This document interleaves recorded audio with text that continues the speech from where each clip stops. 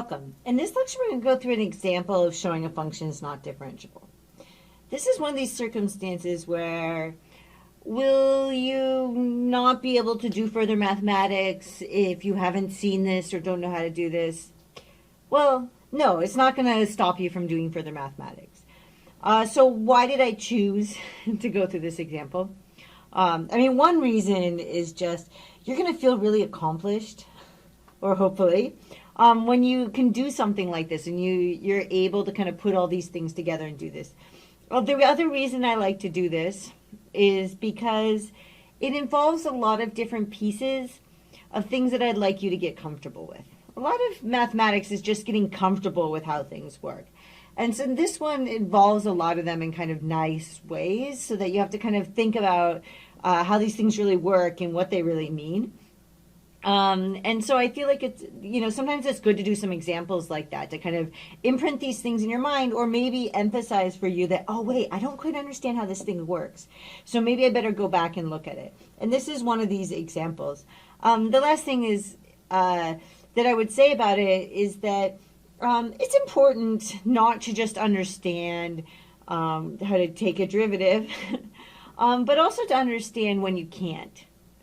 Because otherwise you're going to have weird things that go on, and you're not going to understand why things aren't working out. So without further ado, hopefully I've emphasized this enough that you're excited about this. So here's my example.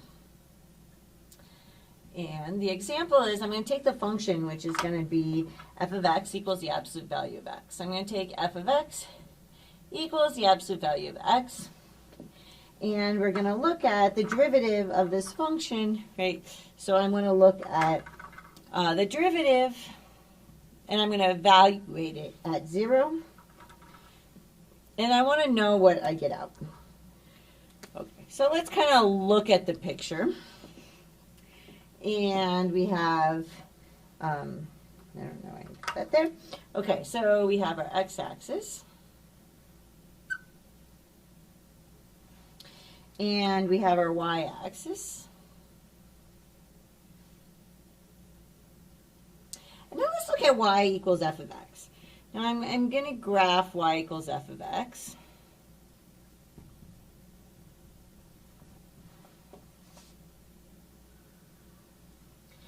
And in here you're going to see something, right? So y equals f of x, so this is actually the absolute value of x. And what do we actually know about the absolute value of x? You can actually write the absolute value of x like as a piecewise defined function, right? We know that the absolute value of x is actually equal to, so it's going to equal x if x is greater than or equal to 0. It's going to equal minus x if x is less than or equal to 0. So looking at this here, right, we actually have, so here we have that f of x is going to equal, so it's the absolute value of x. We're greater than 0 here, so this is just actually equal to x. And over here, this is actually equal to minus x. Okay, so looking at it, I say, oh, wait. Over here, the slope is,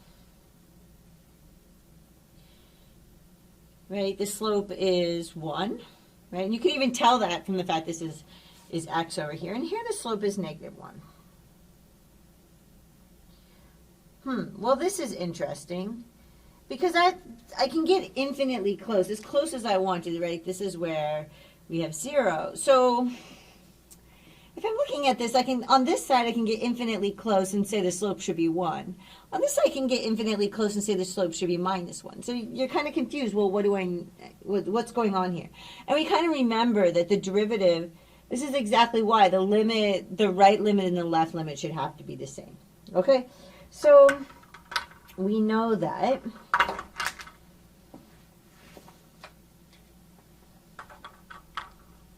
a function f of x is differentiable, right?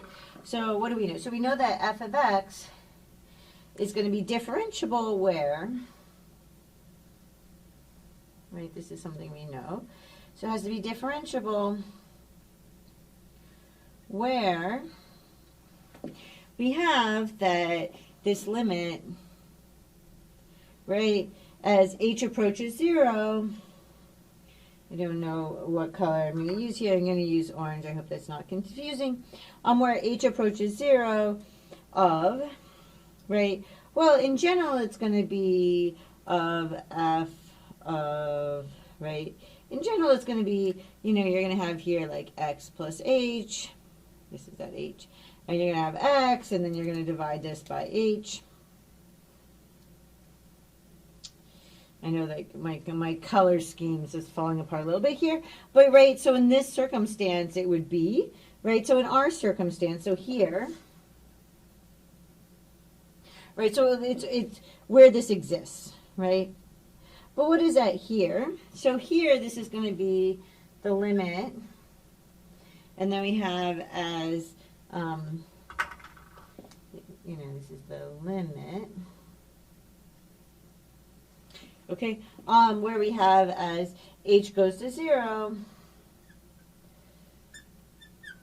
And then we have, right, the stuff we have x plus h, right, minus, minus this, and then we divide it by h exists.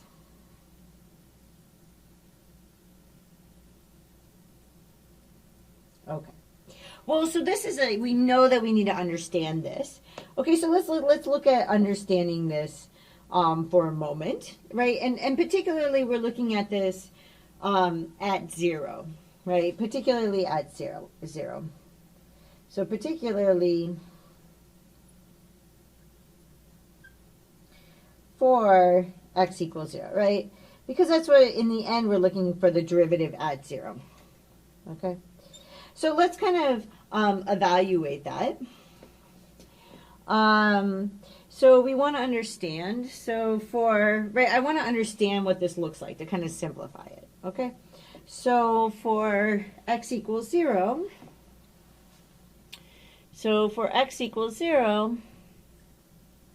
what is this here?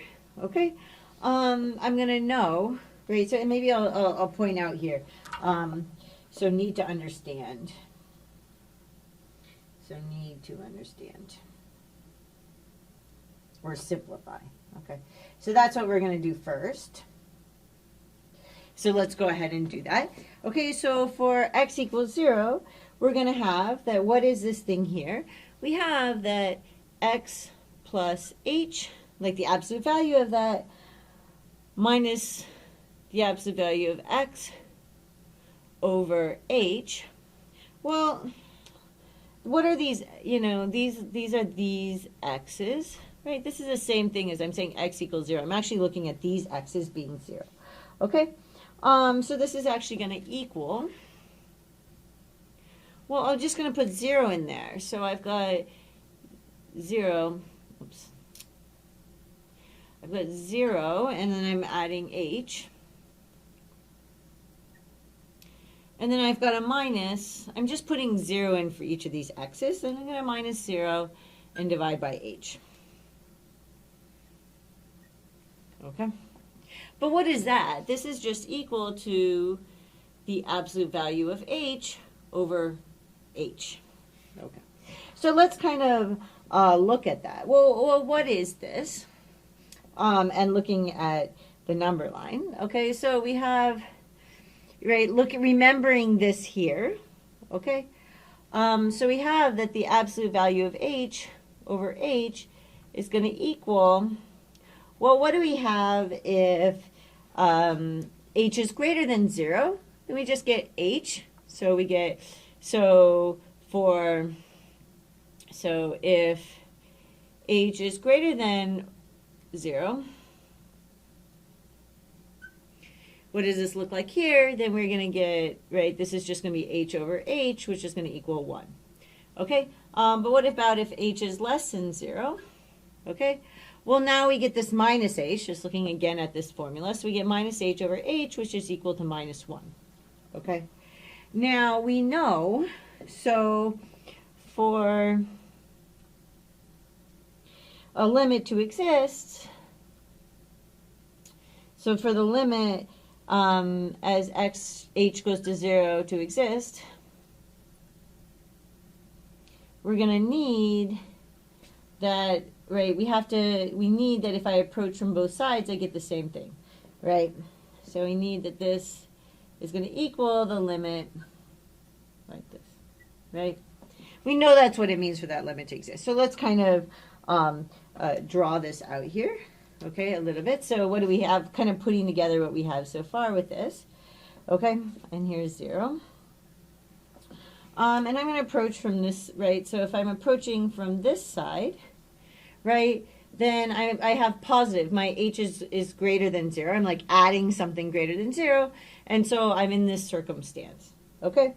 So I'm going to have that the absolute value of h over h is going to equal 1, right? But if I'm approaching from this side, then I have that the absolute value of h over h is going to equal -1. Okay, so what does that give me? So now let's look at those limits. So I have the limit as h approaches 0 from the plus side. So here, so we have h is approaching 0 from the plus side.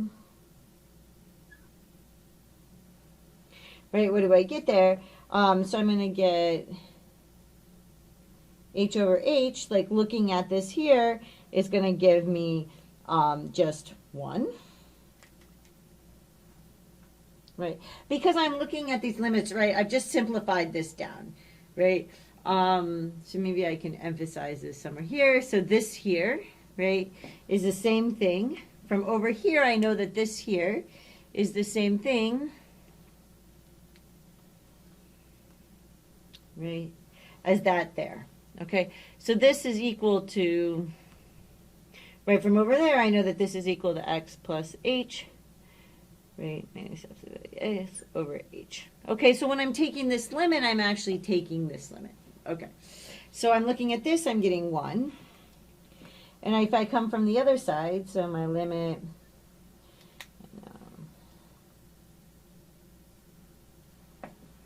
and I go ahead and take this one, I'm getting -1 because I'm just taking, right, if I'm coming from this side, I'm always 1. But if I'm coming from this side, I'm always -1. So I'm going to get out -1. Okay? But these are not equal, right? So these are not equal, so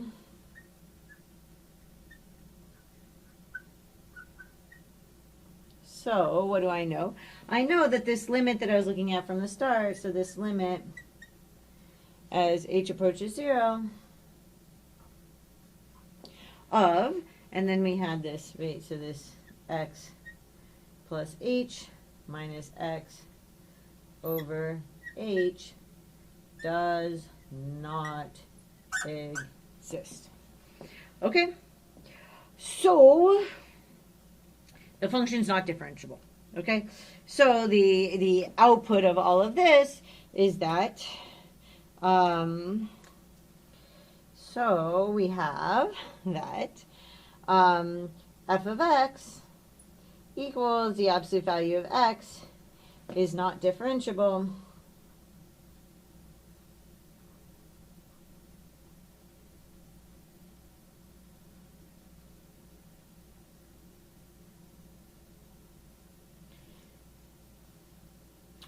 At x equals 0. Okay, so at x equals 0. Okay, let's go through this. There's a lot going on here, right? We want to know what happens at x equals 0. We're pretty sure the slope over here is 1. The slope over here is -1. So probably we're going to run into a problem as we take the limit, because we have to have that the limits on both sides are the same. But let's actually kind of look at the limit. So we're looking, we need that this limit exists, right? In our circumstance, that's the same thing as this. Okay, and so we go ahead and we try to kind of simplify what this looks like, and we realize like at x equals 0, because we're looking for the derivative at x equals 0. So we go ahead and put x equals 0 in, and we see that we actually have a much simpler form, which is like this. And then we remember how the absolute value works, right? And are able to reduce this down to being 1 if h is greater than 0 or minus 1 if h is less than 0. And this is actually starting to correspond with how we think that the derivative should go be 1 here and minus 1 there. Okay, now for this derivative to exist, the limit has to exist, which means the left hand and right hand limits have to be the same. And you can kind of see this function, right, which is this function, which is this function, right, is actually going to end up being 1 for h greater than 0 and minus 1 for h less than 0. Okay? Well, that would tell me that this limit, right, is 1 and that limit is minus 1. But those aren't equal. Okay, so this limit actually doesn't exist. And we're not differentiable at x equals 0. Okay, I know this was like kind of a lot. It's not that you shouldn't try to understand it, because you actually should. Even though it's confusing, you should try to understand it because there's a lot of different pieces in it, and you have to get all those pieces straight in your head. And in some sense, kind of understanding all the pieces of it is going to help to make sure that you actually kind of understand everything that we've been doing. So it's actually kind of worth looking through it. And then you can also feel like, oh, I know that the derivative shouldn't exist there because there's a problem there. Like there's a corner, and I know that's a problem. But you want more than that. Like you want to, now you can actually show that this is true. Like this intuition you have is actually works, and you can show it. And that's kind of exciting. Okay, so I hope that made some sense, and I'll see you in the next lecture.